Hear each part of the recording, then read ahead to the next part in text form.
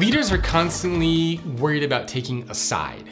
If you look at the history of business, for example, leaders always used to like to play in the gray area. You play in the gray area, you stay neutral because you don't want to upset one side, you don't want to upset the other side.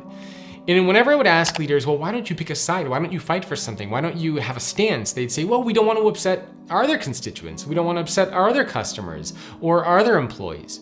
And so the fear that a lot of leaders and even we as individuals have is that we don't want to pick a side because we don't want to upset other people.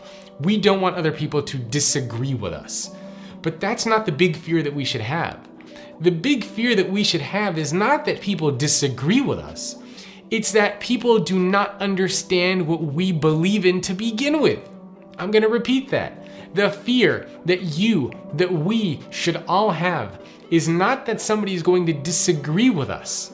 The fear should be that people do not know what we stand for to begin with. And especially now with what we're seeing in this new world of work, you can't afford to not take a stance. You can't afford to be neutral all the time, to play in the gray area. You need to step up. You need to make a stance, especially if you're a leader, because that's what employees care about.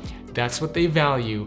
And there's nothing worse than, as a leader, for your people to not know what you stand for and not know what you care about. Athena and I hope you enjoyed that. If you want more content like that, check out futureofworkpodcast.com.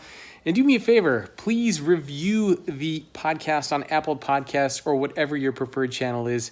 Thank you very much.